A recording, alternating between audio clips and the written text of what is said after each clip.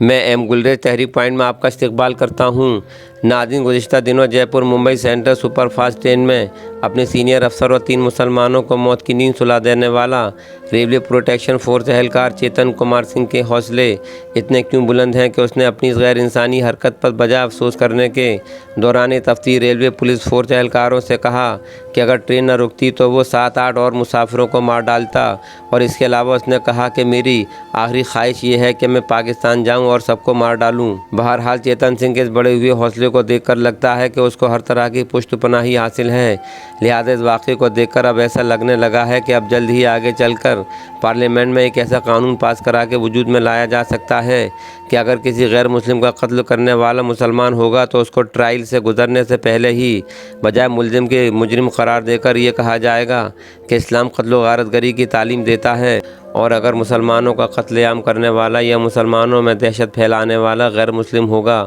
تو اس کو یہ کہہ کر نظر انداز کر دیا جائے گا کہ وہ بیچارہ نفسیاتی مریض تھا، بچپن میں چوٹ لگنے کے سبب اپنا ذہنی توازن کھو بیٹھا تھا، لگاتار کام کرتے کرتے تھک گیا تھا، کئی دنوں سے سویا نہیں تھا، یا فیملی مسائل کے تحت ڈپریشن کا شکار ہو گیا تھا، اس لیے اس سے یہ ذرا سی غلطی ہو گئی ہے۔ ویسے وہ ایک شریف خاندان سے تعلق رکھنے والا ایک سچا اور نیک دل انسان ہے، فی الحال وہ اسپتال میں زیر علاج ہے، لہٰذا اس معصوم کو آپ کی ہمدردیوں، محبتوں اور دعاؤں کی اشد ضرورت ہے، کیونکہ وہ قتل و غارت گری کی تعلیم دینے والے مذہب سے تعلق نہیں رکھتا۔